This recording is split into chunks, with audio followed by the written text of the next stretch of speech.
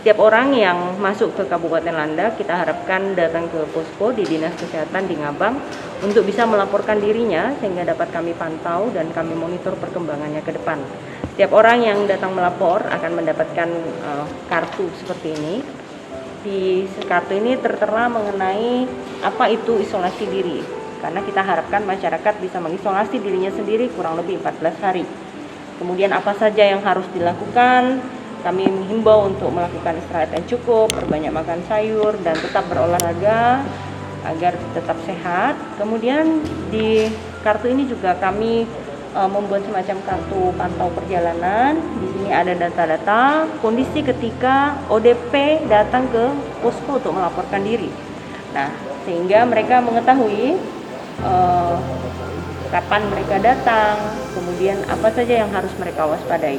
Selanjutnya, di kartu ini juga kami menyertakan kontak person puskesmas, sehingga jika ada dari ODP ini yang mengalami gejala-gejala tertentu, dapat menghubungi nomor-nomor yang tertera di sini, selain daripada mereka bisa saja langsung datang ke puskesmas atau mereka bisa datang ke RSUD Kabupaten Landak. Selanjutnya, kami dari Pemda Landak juga berupaya agar dapat dilakukan rapid test kepada ODP. Tetapi karena memang keterbatasan jumlah barang yang ada tersedia dari distributor, maka yang akan dites dengan rapid test adalah ODP dengan gejala. Bagaimana menentukannya?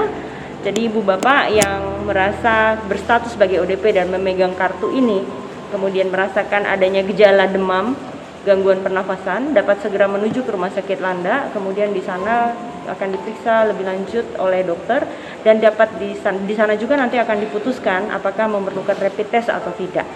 Nah, jika hasil tesnya negatif, apa artinya? Jika rapid test hasilnya negatif, bisa saja memang tidak ada infeksi corona atau antibodi antigennya belum terbentuk, sehingga belum tentu 100% bebas dari corona.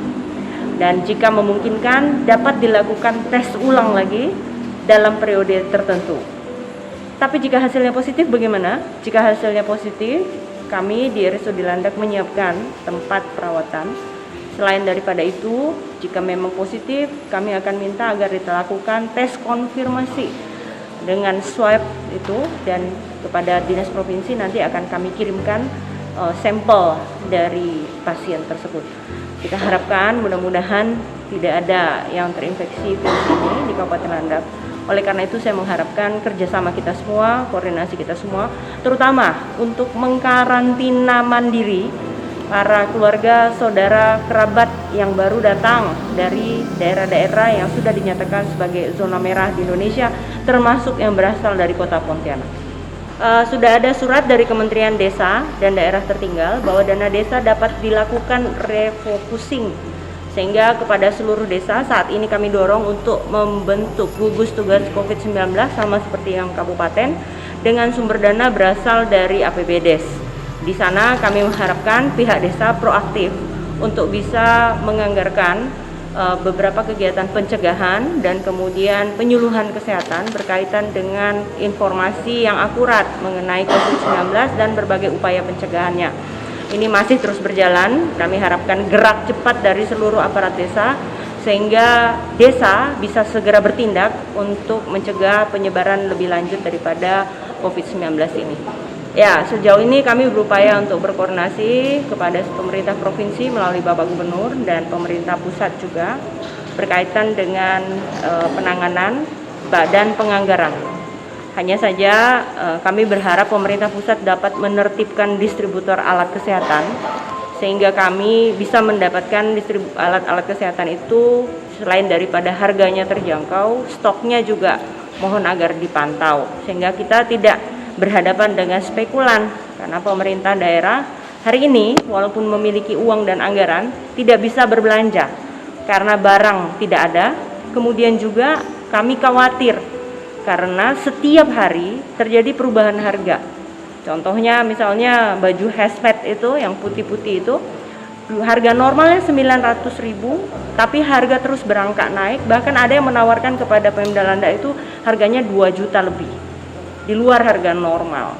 Nah, oleh karena itu kami berharap Menteri Kesehatan dan Kapolri juga memberi perhatian pada para distributor alat kesehatan sehingga tidak main-main dengan harga pada saat situasi bencana seperti ini.